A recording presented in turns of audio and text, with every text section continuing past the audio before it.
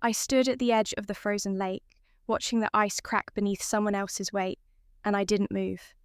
Not to help, not to warn. I simply watched, the way they had once watched me suffer. The girl flailing in the water wasn't drowning, not yet, but the panic in her eyes was real. Real enough that the crowd around us surged forward, shouting, reaching. I stayed still, my hands buried in the pockets of my wool coat, my breath forming small clouds in the winter air. Someone would save her. Someone always did when you were the chosen one. I turned away before they pulled her out, my boots crunching against the snow. Behind me, I heard my mother's voice, sharp with relief, calling a name that wasn't mine. It had been 7 years since that night in the snow. 7 years since I'd learned exactly what I meant to them, and still, hearing that voice made something old and scarred twist inside my chest. But I didn't look back. I never did anymore. I was 10 years old the first time I understood that love in my family was conditional, rationed, and reserved almost entirely for my younger sister, Isabel. We lived in a modest house on the outskirts of Burlington, Vermont, where winters were brutal and unforgiving. My father managed a small accounting firm, and my mother stayed home, her entire world revolving around Isabel's dance classes, Isabel's tutoring sessions, Isabel's every breath and heartbeat. Isabel was beautiful, ethereal even as a child. Pale blonde hair that caught the light like spun gold, wide blue eyes that could summon tears on command. A delicate frame that made adults instinctively want to protect her. She was 7, 3 years younger than me, and she had learned early how to weaponize her vulnerability. I was ordinary. Dark hair that refused to behave, grey eyes that people forgot the moment they looked away, a sturdy build that my mother called athletic, in the tone one might use to describe a workhorse. I wasn't ugly, but I wasn't Isabel, and in our house, that was the only measurement that mattered. The night that changed everything started like dozens before it. Isabel had a dance recital, her 3rd that year, and my mother had been preparing for it the way generals prepare for war. New costume, new shoes, hours of practice that consumed every evening and weekend. I had learned to make myself invisible during these times, to do my homework in my room, to eat dinner alone when they came home late from rehearsals. "Olivia, get your coat," my father said that evening, barely looking up from his phone. "We're leaving in 5 minutes." I grabbed my winter jacket from the closet, the same one I'd had for 2 years, the one with the broken zipper and thin padding that did little against Vermont's savage cold. I'd asked for a new one for Christmas, but Isabel had needed new dance equipment, and there was only so much money to go around. The recital was being held at the Civic Center, downtown, a 20-minute drive from our house. The snow had been falling steadily all day, transforming the world into something beautiful and treacherous. The forecast called for a blizzard by nightfall, but my mother wouldn't hear of cancelling. Isabel had been practicing for months. I sat in the back seat as we drove, watching the snow swirl in the headlights, listening to my mother quiz Isabel on her routine one more time. My father gripped the steering wheel tightly, his jaw set as he navigated the increasingly dangerous roads. We arrived with minutes to spare. The parking lot was a chaos of cars and harried parents ushering children through the snow.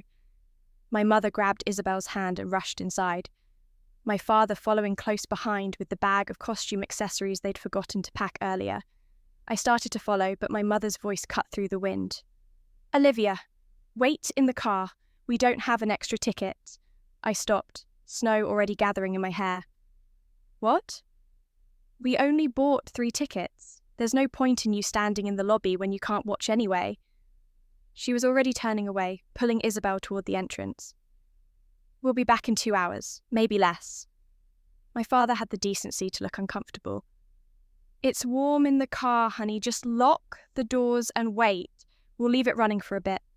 They disappeared inside before I could respond, before I could tell them that the car's heater had been broken for a week, that my coat barely kept out the wind, that 2 hours was a long time for a 10-year-old to sit alone in a snowstorm. I stood there for a moment, snowflakes melting against my cheeks. And then I got back in the car. What else could I do? I was 10. I had no money, no phone, no way to get home. The first hour wasn't terrible. I wrapped myself in the emergency blanket from the trunk, tucked my hands under my arms, and tried to distract myself by watching the snow pile up on the windshield. I counted the flakes. I made up stories about the people rushing past. I sang songs under my breath, quietly, because singing made me feel less alone. The second hour was harder. The cold had seeped through the blanket, through my inadequate coat, through my skin and into my bones.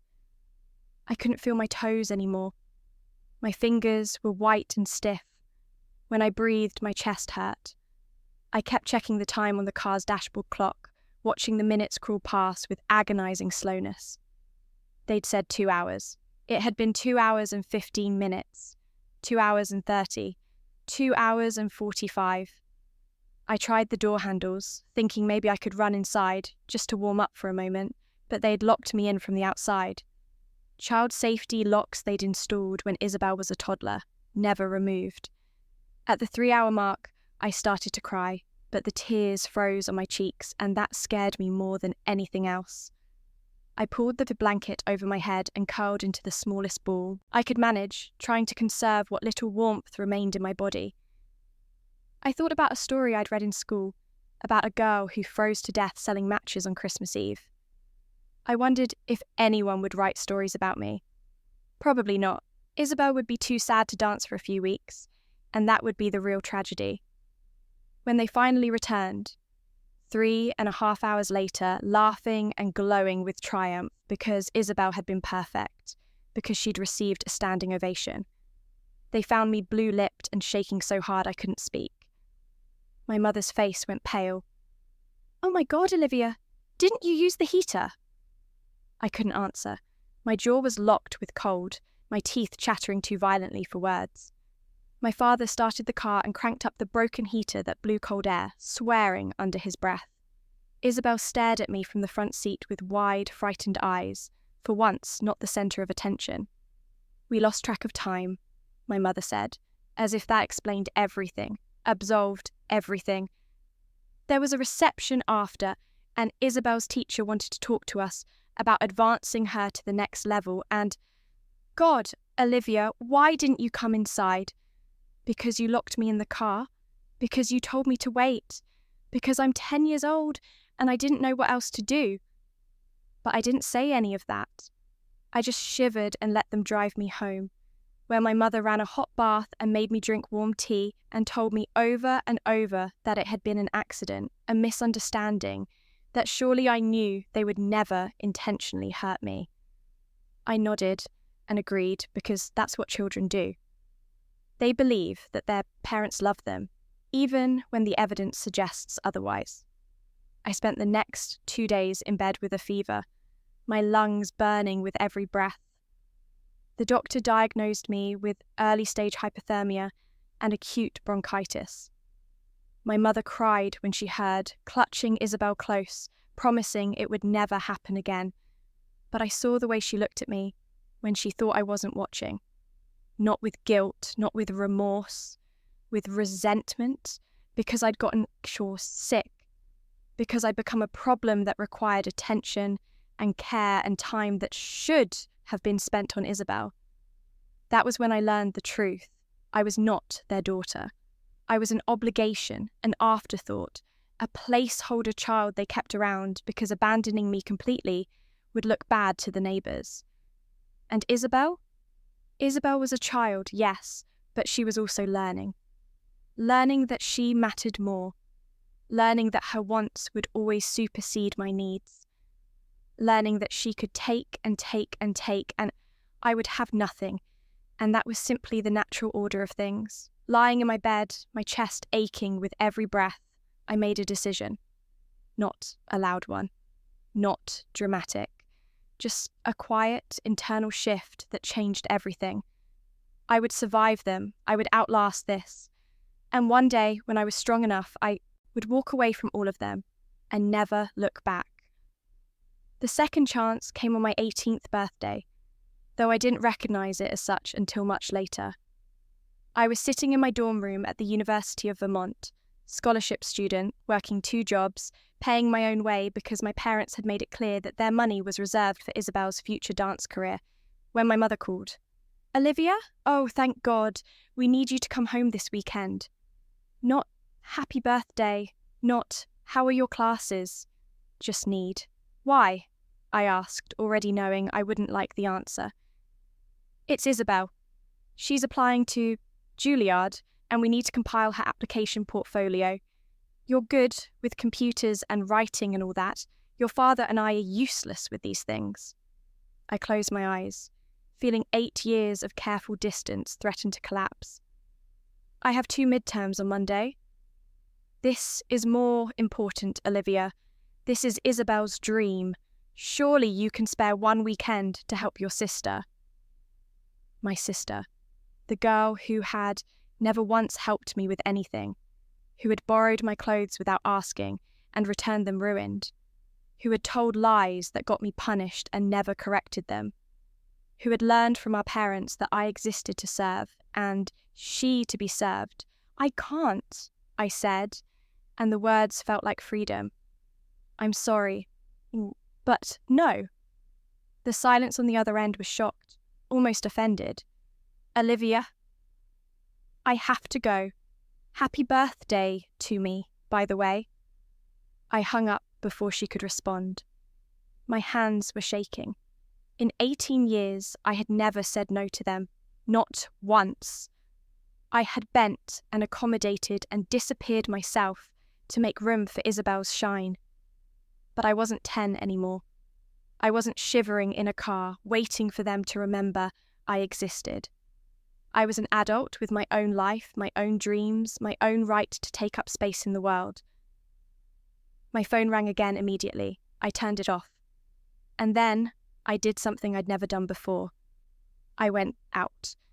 I called the 2 friends I'd been too busy and too tired to spend much time with, and I went to dinner. We laughed and talked and celebrated my birthday, and for the first time in my life, I felt light. When I finally turned my phone back on that night, I had 17 missed calls from my mother, 6 from my father, and 3 from Isabel. The voicemails ranged from angry to manipulative to tearful, all variations on the same theme. How dare I be selfish? How dare I abandon my family? Didn't I understand what was at stake? I deleted every single one without listening to them fully. Then I blocked their numbers for the weekend, just long enough to take my exams in peace. That was the beginning. The moment I learned that I could survive their disappointment, their anger, their desperate attempts to pull me back into the role of invisible support system for Isabel's ambitions. I hadn't been reborn. I hadn't travelled back in time. I had simply finally woken up. And once, awake, I couldn't go back to sleep. Over the next 4 years, I systematically built a life that had nothing to do with them. I changed my major to software engineering, discovering I had a talent for coding that surprised everyone, including myself. I graduated with honours. I accepted a job offer at a tech company in Boston, far enough from Burlington that surprise visits were inconvenient, but close enough that I couldn't be accused of fleeing the state. I made friends, real ones, who liked me for who I was, not who I could be useful as. I dated. I failed at relationships and learned from them.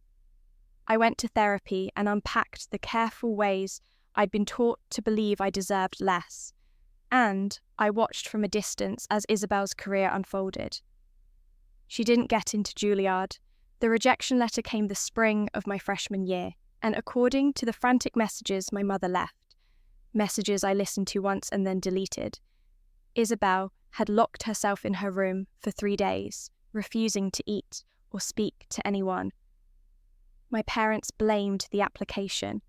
Too rushed, not polished enough. If only Olivia had helped. But I knew the truth, even if they couldn't face it. Isabel was good, but she wasn't exceptional. She was beautiful and graceful, but so were hundreds of other dancers. She had been told her entire life that she was special, destined for greatness, and she had never learned to work for anything beyond what her natural gifts provided. She ended up at a state school, studying dance performance, and for 2 years, things seemed to settle. My parents sent me occasional emails updating me on her progress, as if I'd asked, as if I cared. I responded with brief, polite acknowledgements and nothing more. Then, in my junior year, Isabel got pregnant. The news came via a long, rambling email from my mother that somehow managed to be both panicked and accusatory. Isabel had been dating a musician. My mother called him entirely unsuitable, and now she was 20 years old, pregnant, and her dance career was over before it had truly begun. "We need your help," my mother wrote. "Isabel needs support, and you have a good job now, and family takes care of family." I read the email 3 times, searching for any acknowledgement of the irony, any hint that my mother remembered the countless times I had needed support and received none, any recognition that family takes care of family had been a one-way street for 18 years. There was nothing.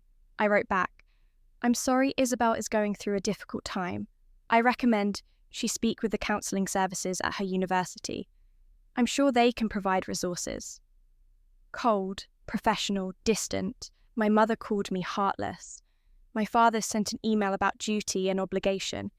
Isabel herself sent a tearful message about how I was abandoning her when she needed me most. I felt nothing, or rather, I felt the absence of guilt, which was its own kind of feeling.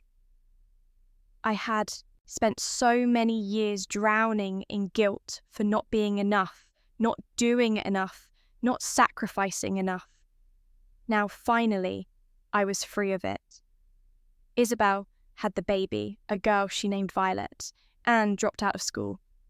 She moved back in with our parents, who restructured their entire lives around this new purpose, raising Isabel's child while Isabel figured out who she was beyond dance.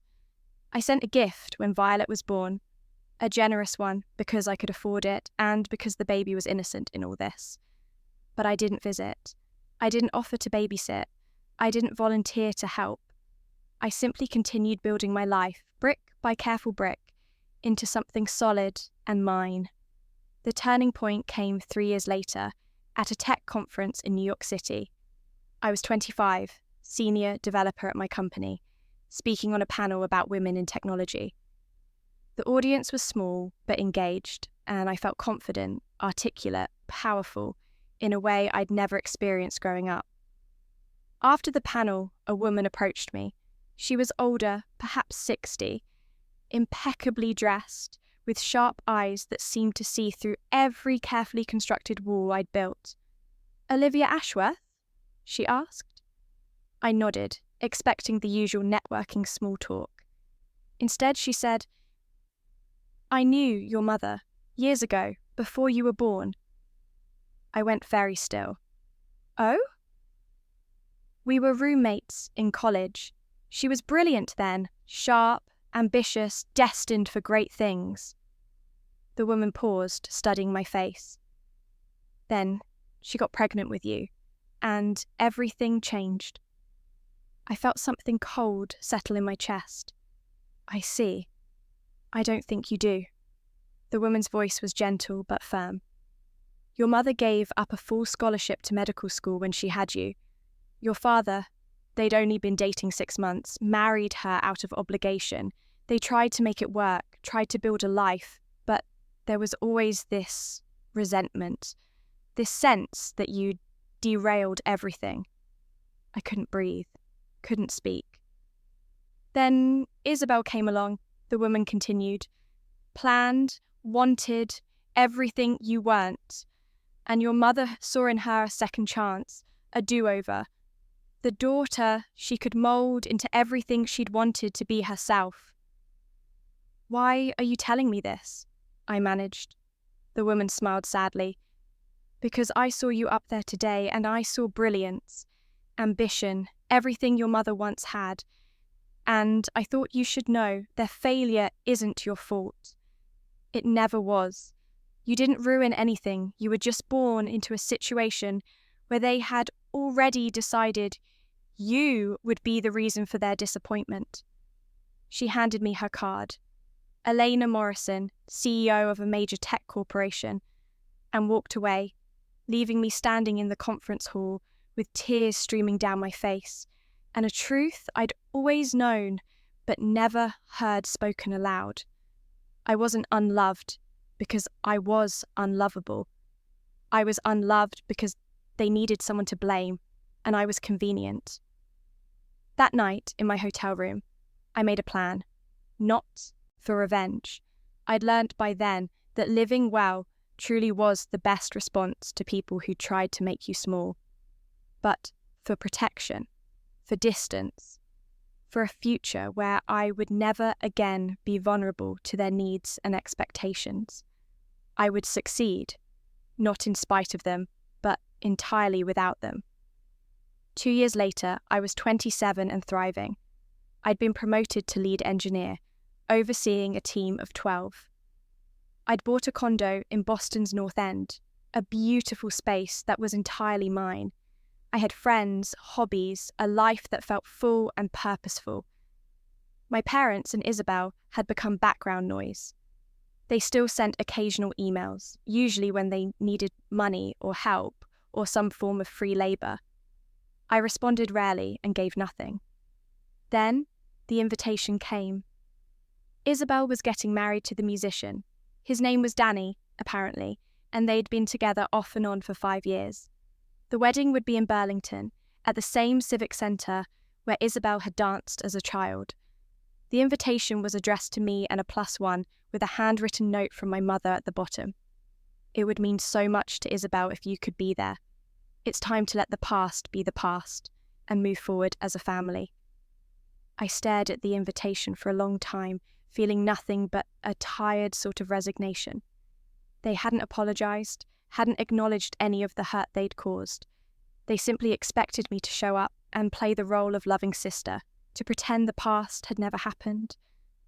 I could decline, send my regrets, send a gift, and continue my life undisturbed. But something in me, some small, stubborn part that still remembered being 10 years old and freezing in that car, wanted them to see what I'd become. Wanted them to understand exactly what they'd thrown away when they'd decided I didn't matter. I RSVP'd yes, solo, and I started planning. The week before the wedding, I received a panicked call from my mother. I almost didn't answer, but curiosity got the better of me. "Olivia, thank God, we have a crisis." I waited, silent. Isabel's maid of honour dropped out, some ridiculous emergency with her job, and Isabel is devastated, absolutely devastated. You're her only sister and... No, I said calmly. What?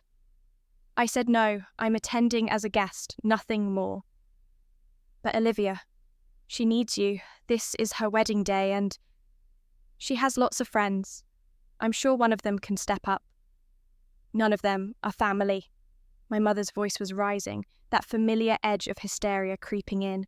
What will people think if her own sister refuses to stand up with her? I felt a smile curve my lips, cold and sharp. They'll think exactly what's true, that we aren't close, that family is more than biology, that you can't ignore someone for decades and then expect them to perform on command. How can you be so cruel? I learned from the best. I hung up. They called back 17 times that evening. I blocked the number and slept beautifully. The wedding day was cold and clear, winter sunlight glinting off fresh snow. I arrived deliberately late, just as the ceremony was starting, and slipped into a back row.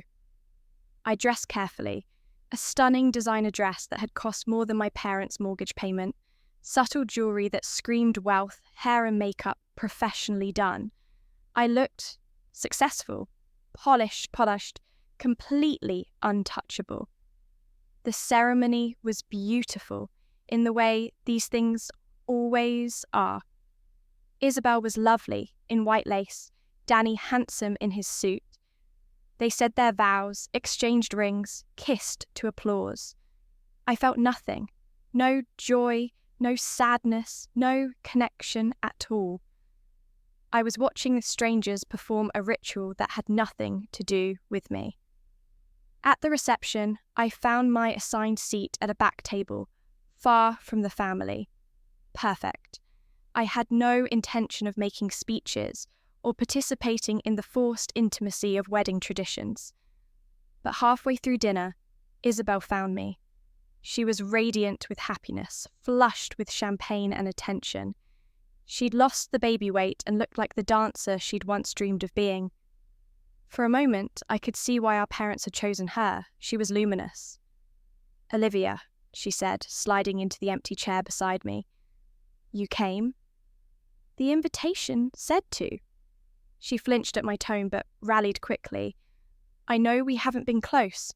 I know things were difficult growing up." Difficult, as if that word could encompass everything. The cold, the hunger for attention, the systematic erasure of my existence. "But you're my sister," she continued, "and I want that to mean something.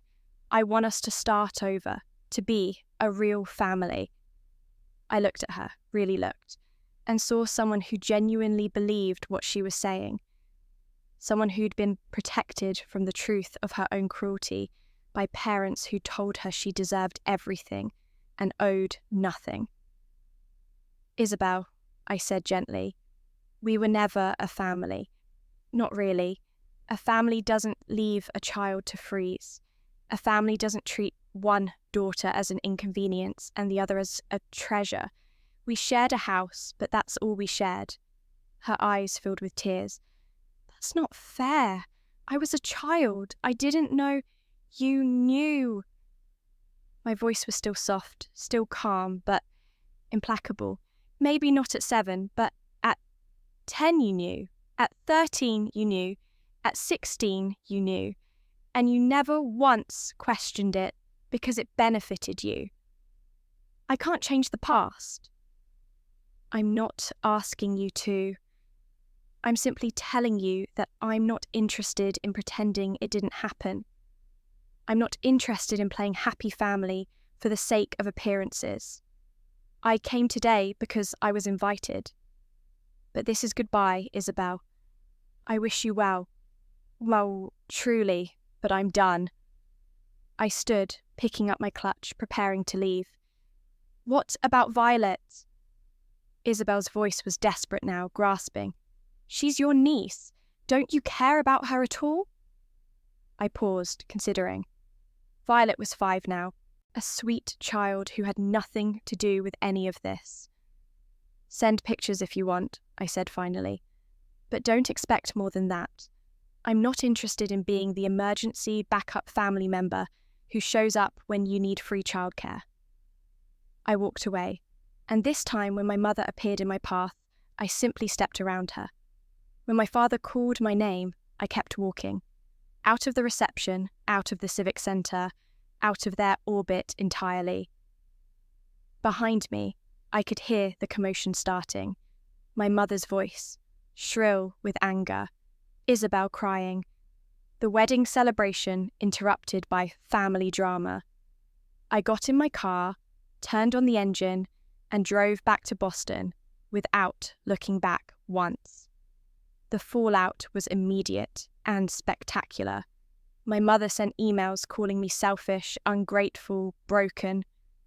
My father tried the reasonable approach, suggesting family therapy as if we were a family unit that could be salvaged rather than a collection of people bound by DNA and nothing else. Isabel sent nothing for 3 months. Then, out of nowhere, a text. I talked to Grandma. She told me about that night at the recital, about leaving you in the car. I didn't remember. I was so young. "I'm sorry." I stared at the message for a long time.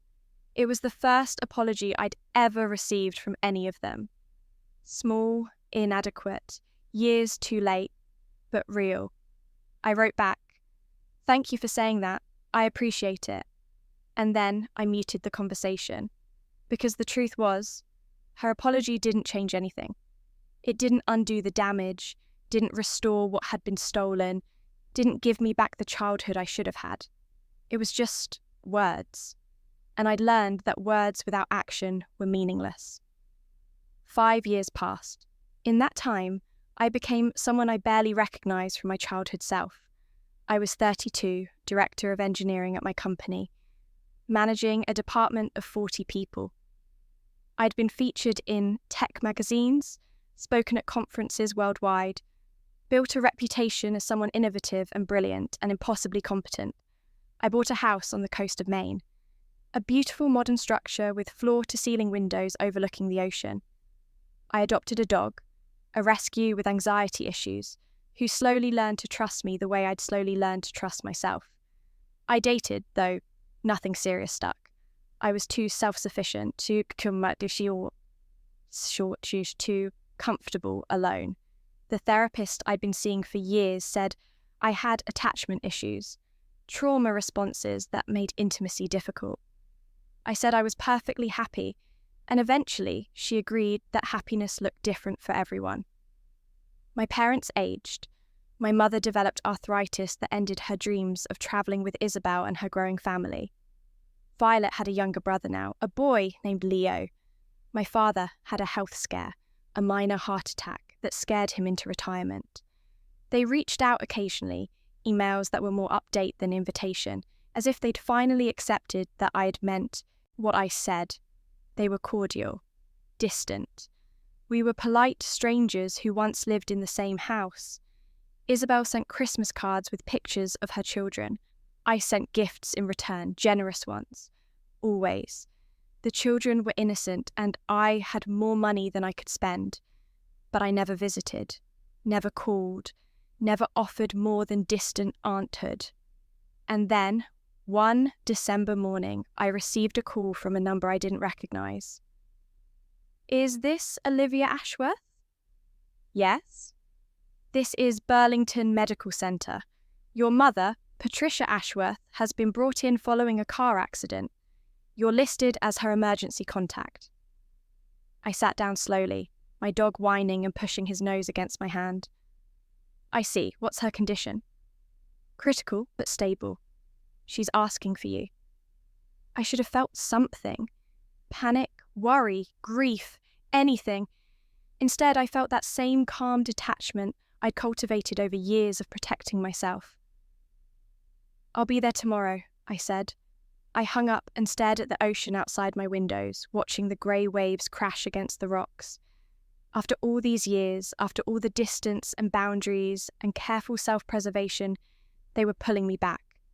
Not with love, not with apology, with crisis. I could refuse. I could stay in my beautiful house with my peaceful life and let them handle this without me. I owed them nothing. But something in me, perhaps the last small piece of that 10-year-old girl, needed to see this through. Needed to face them one final time, not as a victim or a supplicant, but as the person I'd become despite everything they'd done to stop me. I packed a bag, arranged for a neighbour to watch my dog, and drove north. The hospital was clean and sterile, smelling of antiseptic and industrial floor cleaner. I found my mother's room on the 4th floor, and when I walked in, I barely recognised her. She'd aged drastically since I'd last seen her at the wedding 5 years ago. Her hair was completely grey now, her face lined and tired. She looked small in the hospital bed, diminished in a way I'd never seen before. My father sat beside her, equally aged, his hand holding hers. When he saw me, he stood, relief flooding his face. "Olivia, thank God. We didn't think you'd come." "The hospital called me," I said, keeping my voice neutral. "What happened?" "Black ice. She lost control of the car." He rubbed his face tiredly. "She's going to be okay." But it was close. I looked at my mother. Her eyes were closed, but I could see the flutter of consciousness beneath the lids. "Has Isabel been here?" "She's coming tomorrow. She couldn't get childcare on short notice." He said it apologetically, as if I might judge her for it. I nodded and sat in the chair farthest from the bed, maintaining physical distance even in this small room. For a long time no one spoke. My father dozed, exhausted. My mother drifted in and out of consciousness. I sat and waited, though I wasn't sure what for. Finally, as evening shadows filled the room, my mother's eyes opened and found me. "Olivia," she whispered, "you're here." "Yes?"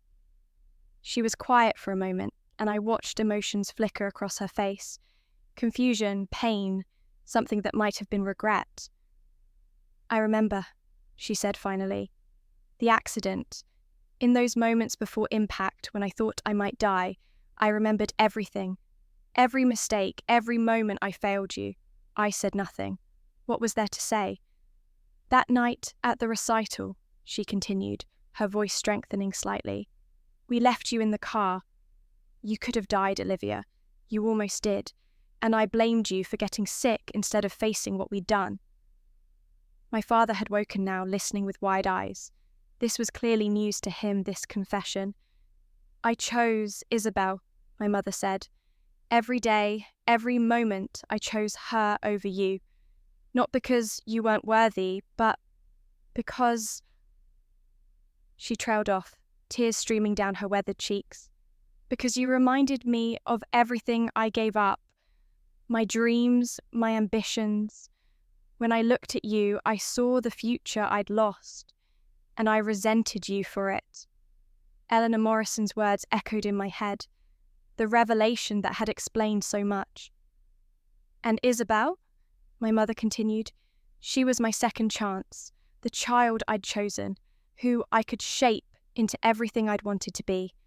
I poured everything into her, and I starved you.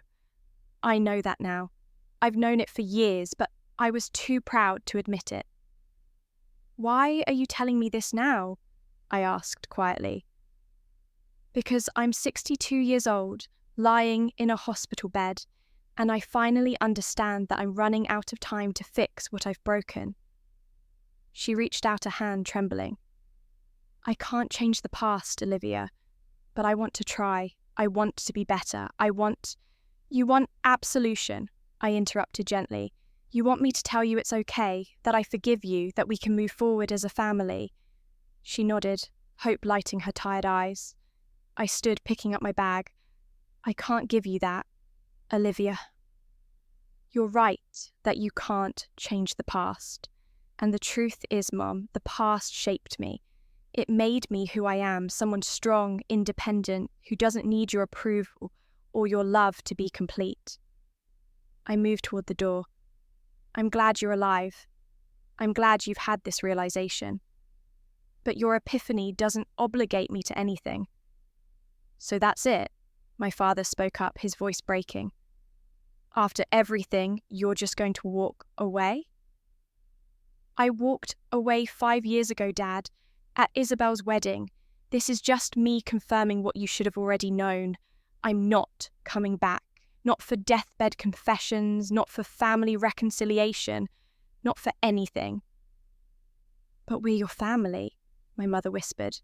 I paused at the door, looking back at these two old people who'd given me life and then spent decades trying to make me wish they hadn't. "No," I said finally. "You're the people I'm biologically related to. Family is what you build, not what you're born into. And I've built a family now, friends who chose me, colleagues who respect me, a life that nurtures me. That's my family. You're just people I used to know."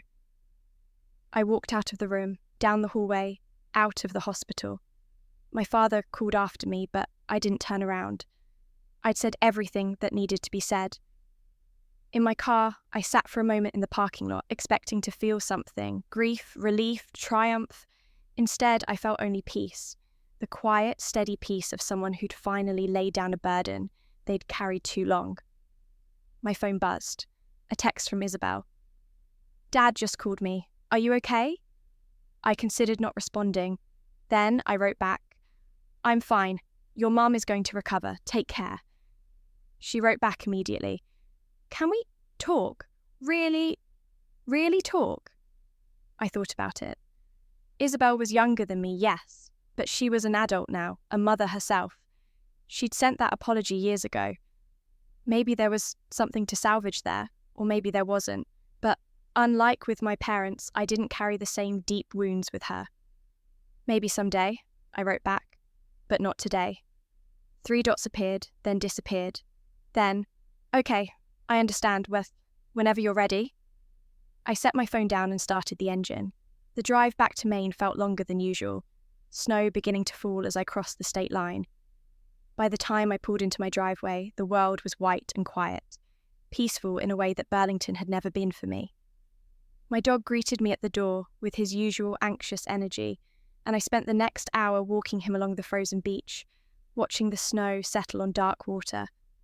The cold didn't bother me anymore. I'd learned long ago that I was stronger than I looked, that I could survive things that would have broken the girl they'd tried to make me. Over the following weeks, I fell back into my routine. Work projects that challenged me, weekend hikes with friends, quiet evenings reading by the fireplace. My mother recovered and went home, and I received occasional updates through distant relatives who didn't understand why we weren't close but had stopped asking. Then, on a Saturday morning in early spring, my doorbell rang. I wasn't expecting anyone, and when I opened the door, I found Isabel standing on my porch, looking nervous and older than her 29 years. Behind her, holding her hand, was Violet. 8 years old now, with Isabel's blonde hair and something in her eyes that looked cautiously intelligent. I'm sorry, Isabel said immediately. I know I should have called, but I was afraid you'd say no, and I needed to do this in person. I looked between them, my defences automatically rising. Do what? Apologise. Really apologise. Not just for that one night, but for everything. She took a shaky breath. I've been in therapy for 2 years now, working through a lot of things, and I've come to understand how much I benefited from your pain, how I was complicit, even as a child, in what they did to you. Violet was watching me with wide, curious eyes, and I realised she probably had no idea who I really was, just some aunt she'd never met. Can we come in? Isabel asked. Just for a few minutes. Then we'll go, and I promise I won't bother you again if that's what you want. Against my better judgment, I stepped aside. They sat in my living room, Violet's eyes roaming over everything with open wonder. You live here by yourself? She asked. Oh, it's so big. I like the space, I said, sitting across from them. Isabel had her hands clasped tightly in her lap. I told Violet about you. The real story, not the version Mum and Dad always told. About how they treated you. About what I participated in, even if I didn't understand it fully. I glanced at Violet, who was watching her mother with an expression I recognised. The look of a child learning that adults weren't perfect. That family stories had darker chapters than bedtime tales suggested. I want her to know you, Isabel continued, not because I expect anything from you, but because she deserves to know that there are different ways to be strong, that you can survive your family and build something beautiful anyway. Her voice cracked. And, selfishly, I want a chance to know you too, the real you, not the sister I invented in my head to make myself feel less guilty. Why now? I asked. Because Violet started asking questions last year about why she'd never met you, why you never came to birthdays or holidays, and I realised I couldn't keep telling her the sanitised version. I couldn't make excuses anymore. Isabel wiped her eyes. And because I'm scared, Olivia, scared that I'm repeating patterns. Danny and I are separated. He's got his own issues. And I'm raising 2 kids mostly alone. And sometimes I see myself favouring Leo because he's easier, because he doesn't challenge me the way Violet does. And I remember what favouritism does to children. I remember what it did to you. Something in my chest loosened slightly. This wasn't about her needing something from me. This was about her trying to break a cycle. I can't be a regular aunt, I said carefully, looking at Violet. I have a life here that I've built carefully. I can't do weekly calls or constant visits or emergency babysitting. I don't expect that, Isabel said quickly. But, I continued, if you want to visit sometimes, like this, with notice and boundaries, maybe we could try that. Not as the family we never were, but as two people trying to figure out what comes next. Violet looked between us, then said with the brutal honesty of children, Mum says you're really smart and really successful, and that you did it all by yourself. Is that true? I smiled despite myself. More or less. That's cool, she said simply. Can I see the ocean from here? I took them to the back windows, showed them the view I'd worked so hard to earn. We talked for another hour, carefully, with lots of pauses, but without the weight of expectation that had always crushed our family interactions before. When they left, Isabel hugged me briefly at the door. Thank you, she whispered. I know I don't deserve this chance. Maybe that's not how we should think about it, I said. Not about deserving, but about choosing. I'm choosing to see if something different is possible, that's all. She nodded, understanding the limits, respecting them. Then she took Violet's hand and walked to her car. I watched them drive away, and for the first time since that night in the snow 22 years ago, I felt something shift. Not forgiveness, exactly. Not reconciliation. But perhaps the smallest seed of possibility. I returned to my house, to my dog, and my ocean view, and my carefully constructed peace, and I realised something profound. I had won. Not by destroying them, not by making them suffer the way they'd made me suffer, but by becoming someone they couldn't touch. Someone who didn't need their love to feel whole. They had tried to make me small, forgettable, a supporting character in Isabel's story. Instead, I'd written my own story entirely, one where I was the protagonist, the hero, the one who survived and thrived and built something real from nothing. That night, standing at my window, watching the sun set over the water, I thought about that 10-year-old girl shivering in a car, believing she didn't matter. I wished I could reach back through time and tell her, you matter.